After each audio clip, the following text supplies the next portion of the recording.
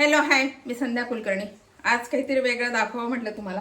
आता मी काल म्हटलंच ना तुम्हाला, कालच्या व्हिडिओमध्ये मग माझ्या आहे की मी तुम्हाला सगळ्या पालेभाज्या दाखवल। आता गेली बहिणीने सगळं आणलंय खरं म्हणजे ह्या पालेभाज्या माझ्यासाठी। आता तिने शेवग्याचा पाला आणला, पण तो काय झाला माहिती का, प्रवासात ना त्याचे सगळे पानं निघून गेले असे, आणि काड्या पण भरपूर आहे त्याच्यामध्ये। अशा जर पानं राहिली असते ना तर मग निवडायला सोपे गेलं असतं। आता याच्यामधले सगळे मला काड्या काढावं लागणार आहे। त्याची भाजी पण छान होते किंवा याच्या वड्या पण छान होतात। तर मी आता वड्या करते, भाजी करणार नाही आहे, भाजी नंतर करेल। आता याच्या वड्या करते मी। त्या वड्याला काय काय साहित्य लागते ते तुम्हाला सांगते। पण शेवग्याचा शक्यतो हे सगळ्यांना माहिती आहे की शेवग्याचा पाला, शेवग्याच्या शेंगा पण फार उपयोगी आहे, औषधी आहेच, पण शेवग्याचा पाला पण तेवढाच उपयोगी आहे। याची भाजी होते, याची दशम्या होतात, याच्या वड्या होतात, याचे अनेक प्रकारे काही शेवग्याचं केले जाते। आणि डोळ्याला किती चांगलं हे शेवगा, बहुतेकांना हे माहिती आहे, सांगण्याची आता काही गरज राहत नाही खरं म्हणजे, की आजकाल यूट्यूबमुळे बरंच जग पुढे गेलंय आणि सगळं कळते। तर शेवग्याच्या पानांचा उपयोग मी आता तुम्हाला सांगितलं। तर आता याच्या वड्या करते मी। तर वड्याला काय काय साहित्य लागते ते तुम्हाला सांगते। ते बघा, वड्याला लागणारं साहित्य हे डाळीचं पीठ घेतलंय मी, तीळ घेतलेत, हळद आहे, लाल तिखट घेतलंय, आणि याच्यामध्ये थोडं आलं, लसण, जिरं आणि हिरवी मिरची असं वाटण ओबडधोबड केलं, फार असं बारीक केलं नाहीये, थोडंसं मग असं वाटण करून घेतलंय। आणि त्याला थोडंसं कुरकुरीतपणा यावं म्हणून तांदळाचं पीठ घेतलंय, आणि हे साधं आपलं मीठ एवढं मी घेतलंय। आता हे पानाने मी स्वच्छ धुवून घेणार आहे। याच्या काड्या काढायला मला थोडा आता त्रास होईल, कारण याचे हे असे जर राहिले असते ना तर मला पटपट याच्या काड्या काढता आल्या असत्या। पण आता हे सगळे पानं मोकळे झाले आहेत ना, आता थोड्या याच्या सगळ्या काड्या काढून घेते, स्वच्छ धुवून घेते आणि हे चिरून घेते मी।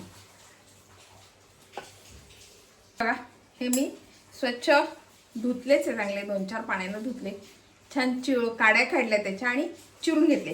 ते पानच मुळात इतके लहान आहे की फार बारीक ते चिरले जात नाही, असे ओबडधोबडच चिरले गेले माझ्याच्यानं, फार असे बारीक नाही चिरले जाते, तर असे हे चिरले गेले। आता हे कसं करायचं तुम्हाला सांगते। याच्यामध्ये आधी हळद घालते,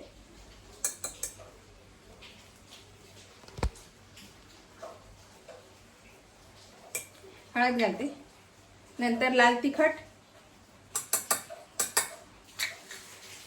आणि हे आलं, लसण आणि हिरवी मिरची हे सगळं घालून देते। हे तीळ घेतलेत,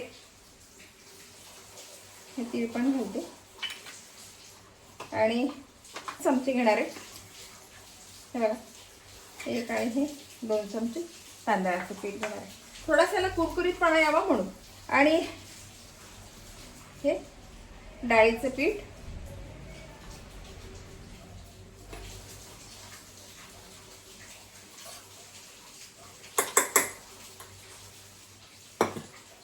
आणि आता याला घालते मीठ। हे आता छान मी भिजवून घेते।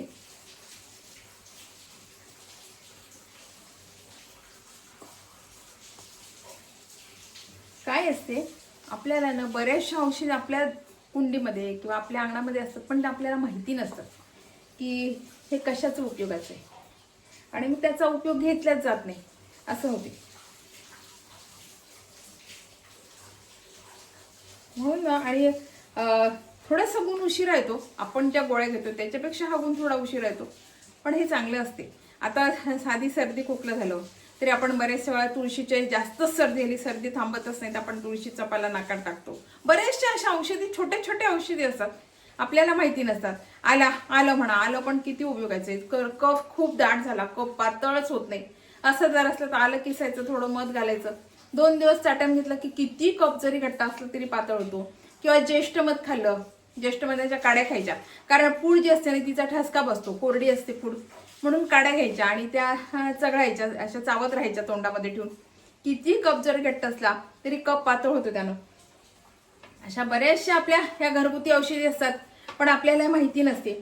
आता काय होते माहिती का, सर्दी होते, एखाद्या सर्दी बसतच नाही, मग साध्या सर्दीसाठी डॉक्टरकडे जाणं आणि सारख्या गोळ्या पण घेणं चांगलं नसते। म्हणून सर्दी झाली ना तर आपलं सुंठ घ्यायची आणि हळकुंड, सुंठ आणि हळकुंड छान उघळून घ्यायचं आणि पाण्याने पाणी टाकून छान उघळून घ्यायचं आणि छान असं शिजू द्यायचं. आणि पूर्ण डोकं, नाक, हा नाकाचा शेंडा, हे चाळे, दोन्ही चाळे हे पूर्ण असं लावायचं. आणि त्याच्यानंतर कॉटनचं फडकं टाकायचं आणि कॉटनच्या फडक्यानं पूर्ण पुसून काढायचं. ते पुसायचं नाही, दाबायचं. म्हणजे त्याचं पाणी जे आहे ना, आपण जे उगाळलेलं पाणी होतं ते सगळं शोषून येते आणि हळदीनं सर्दी पिकते आणि सुंठेनं सर्दी आवळून येते आणि त्याच्यामुळे पूर्ण सर्दी आपली बसून जाते. तिसऱ्या दिवशी सर्दी बसते, औषध घ्यायची गरज नसते. हे आपल्याला घरगुती औषधींना माहिती नसतात. पण माझं म्हणणं आहे, सारख्या गोळ्या घेण्यापेक्षा ह्या घरगुती औषधी खरंच चांगल्या आहेत. काही काही औषधी आपल्याला नसतात माहिती, पण त्या फार उपयोगाच्या असतात. याच्यामध्ये थोडं मला पाणी लागणार आहे.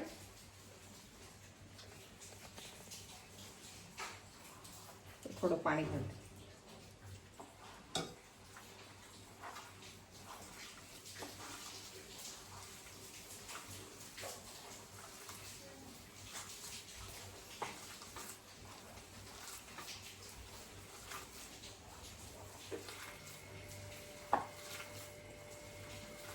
थोडं डाळीचं पीठ घालते याला. आता हे छान ना मी भिजवून घेते.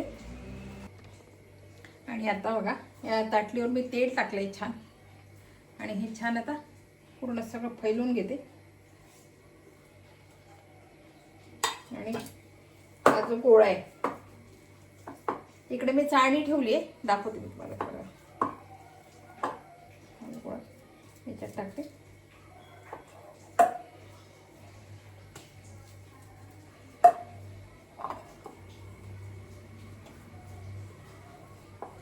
हे थापून घ्यायचं. आपल्याला किती जाड आणि हे पाहिजे वडी तशी करायची. तशी ताटली मोठी घ्यायची, छोटी घ्यायची आणि हे छान असं थापून घ्यायचं. हे बघा, मी छान असं हे थापून घेतलं. इकडे मी गॅस ठेवलं, गॅस चालू केला. आतमध्ये पाणी आणि वरती चाळणी ठेवली. आता हे ठेवून देते, वरती मागे ठेवलं आणि वरून झाकण ठेवते. म्हणजे काय होईल, ते वाफेनं आता सगळं होईल. बहुतेक झाले असतील आता. गॅस बंद करते.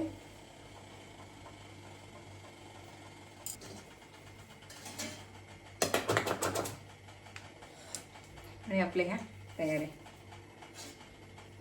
आता हे थोडं थंड होऊ देते आणि मग याच्या वड्या पाडते. खूप गरम आहे ना, थंड होऊ देते थोडं. आणि आता बघा, याचे छान मी वड्या पाडून घेते.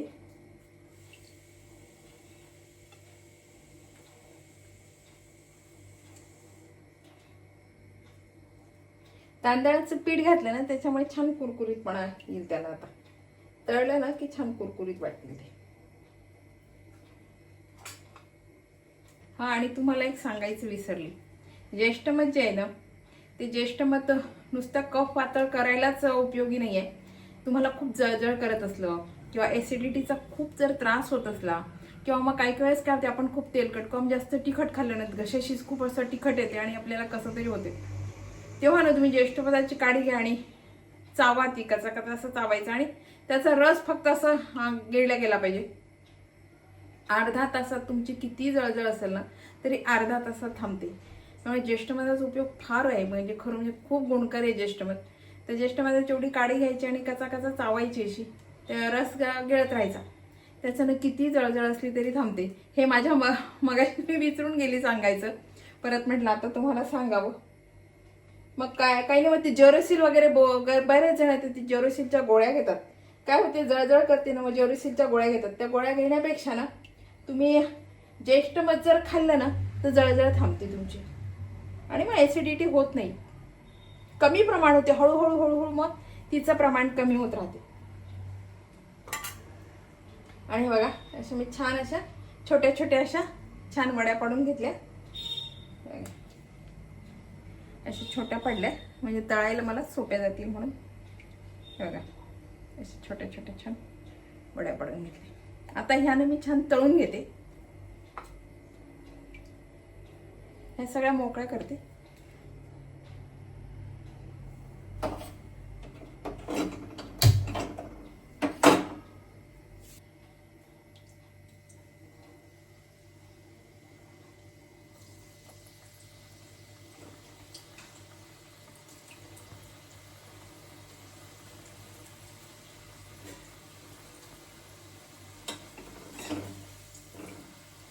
आणि मला आज एक कमेंट आली की बावडिंगाचे पानं ते कुठे मिळतील.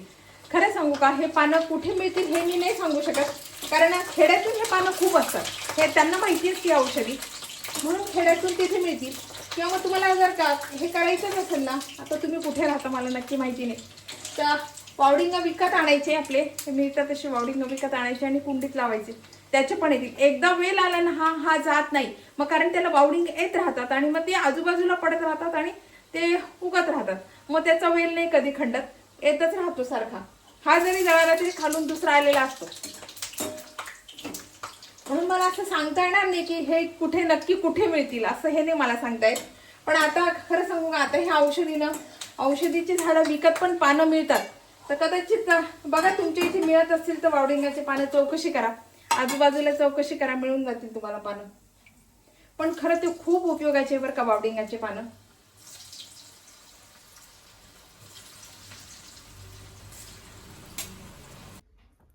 आणि हे बघा आपली ही वडी तयार आहे, अगदी खुसखुशीत बिलकुल.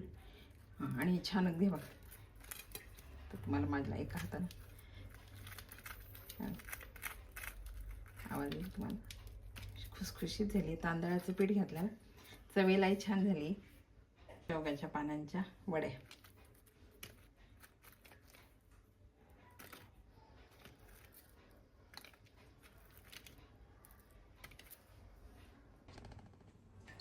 आणि हे बघा आपल्या ह्या शेवग्याच्या पानांच्या वड्या तयार आहे.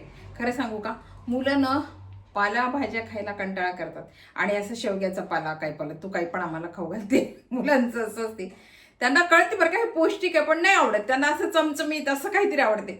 आता खरं सांगू, भाजी नसती खाल्ली माझ्या मुलानं, वड्या नक्कीच खाईल. एक वडी ठेवणार मी आता याच्यातली, पटपट पटपट सगळ्या संपवून, आई परत कर म्हणत. मग असं असते मग आणि खरंच आपल्याला नेहमी आईला हेच वाटत असते, कुठल्याही आईला हेच वाटते आपल्या मुलांना पौष्टिक खावं, आपल्या मुलांना बाहेरचं तेलकट खाऊ नये, बाहेरचं खराब असं काही खाऊ नये, चांगलं खावं, पौष्टिक खावं, घरचं खावं, पोटभर खावं, प्रत्येक आईची इच्छा असते.